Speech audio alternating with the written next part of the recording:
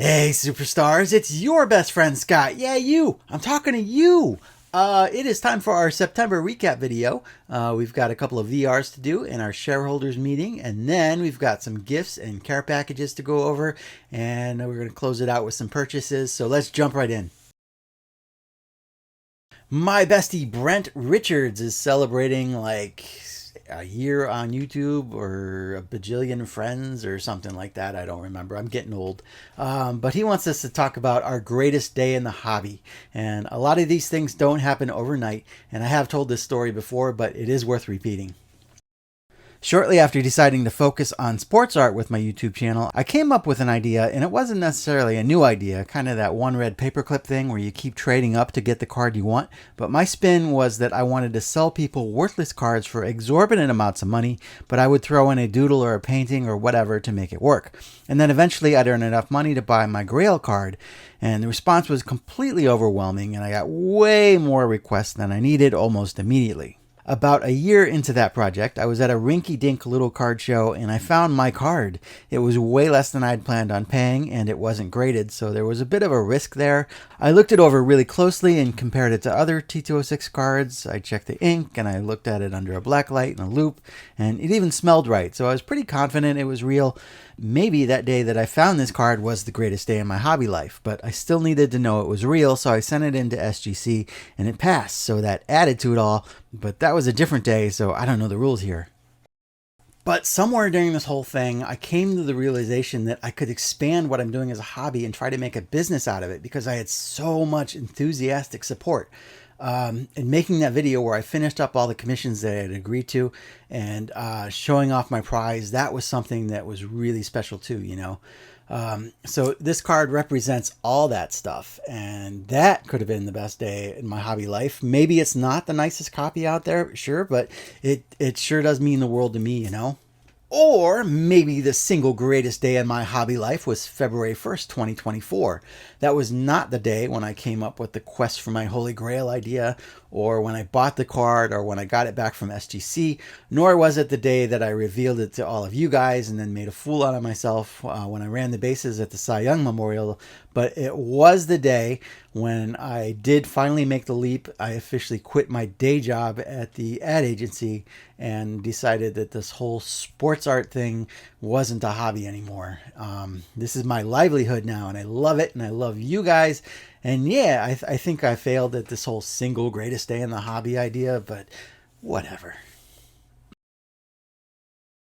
My bestie, Mr. Mike Moynihan over at Baseball Collector, he asked us all recently to talk about those top 10 cards that we'd realistically like to own someday. I've got a running list of probably like 50 cards that I want. When I started it, I was shooting for 100, but I found that I was a little bit more focused than that, and I think I only got up to 80, and I've knocked off quite a few of those, and I do tend to add some occasionally.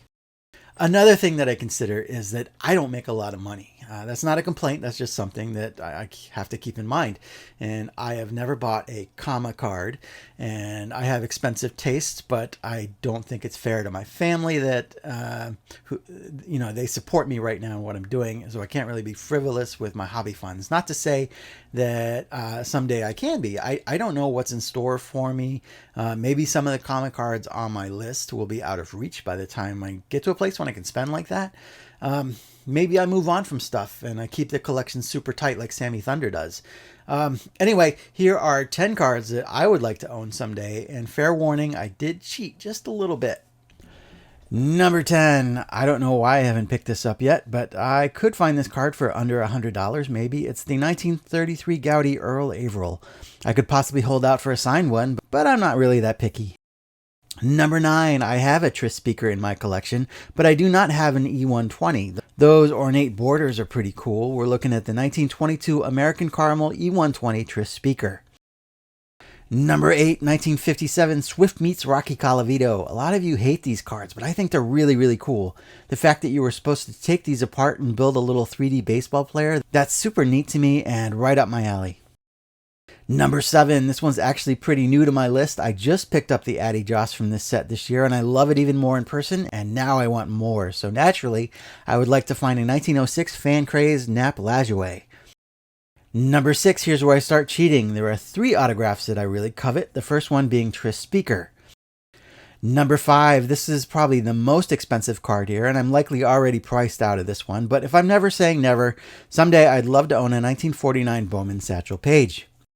Number 4, another autograph I'd like to eventually pick up is a Napoleon Larry Lajoie. Number 3, and while we're on the autographs, I'll need to pick up my guy Cy Young at some point.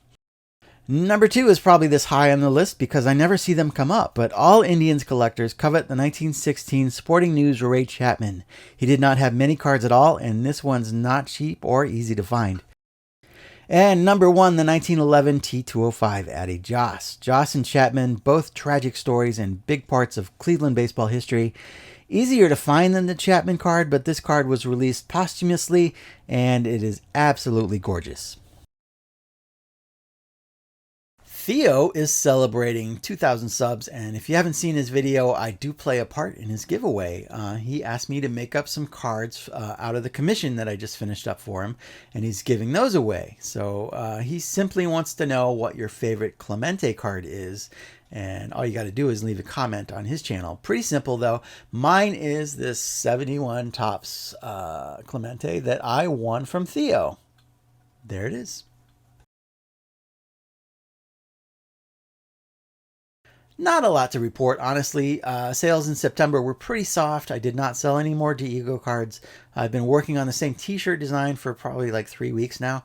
But I have picked up some illustration jobs that have been taking up a good chunk of time, leaving me less time for t-shirts and other stuff. I'm not complaining. I hope I don't sound like I am. Honestly, a lot of the stuff that I've been working on, I can't share with you just yet, or you really wouldn't be that interested in it anyway. Sometimes I feel like there's so much crap going on in the world that what I'm doing is so unimportant. But I watched this video lately about how creating, no matter how mundane the subject matter or the medium, it's sort of an act of defiance and rebellion. And that's time spent not worrying about the state of our country or whatever messed up things we're being told are super important.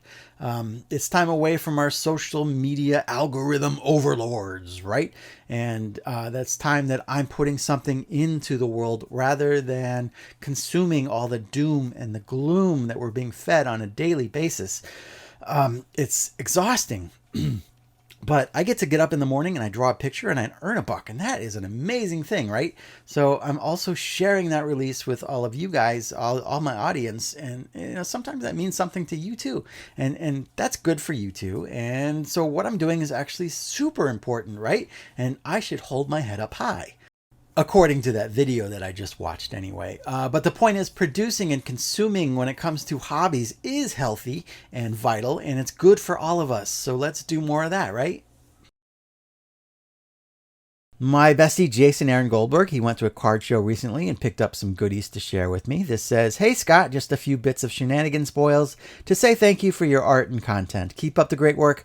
I hope your health and family are well. Best, Jason." Aw man, that's so kind. Thank you, Jason. Jason knows what I like. Here's a 64 team card and a 66 team card. Yes, a 1964 Don Mossi. Beautiful. And it belonged to little Jay Sarp. I love him, Jason. Thanks, buddy. I went to a card show recently at the Hartville Flea Market, and I met up with my best buds Math Bowler and Warren D in the CLE. Steven, aka Math Bowler, gave me this stupid Brian Reynolds first Bowman to go with the home run ball that I caught from him earlier this year. And Warren really spoiled me. He gave me this beautiful Francisco Lindor Archive Signatures card and this 92 Topps Traded Gold Kenny Lofton. So cool. Thanks again, Warren. I love him. We'll wrap up with some purchases. The first ones here were flea market finds. I did pick up 2 of these Dandy potato chip cans, kind of baseball card adjacent, I guess, but they were pretty cheap and very cool, but I just don't know where to put them yet. And then at that card show, I bought this nice 53 Topps Mike Garcia. I had one in my binder that's actually just as nice, if not nicer than this one, so not sure how I feel about that. And I picked up some 52 Topps team set filler. Here's a Suitcase Simpson rookie and a really nice Snuffy Sternweiss and a press photo of my man Bill Veck. And finally at the LCS, I picked up a program from the opening of Jacobs Field Growing up in the 90s, you really didn't realize it at the time, but this stuff had a look to it, kind of like how we look at the magazines from the 50s and we think about that era. It's just kind of neat to flip through this and wax nostalgic.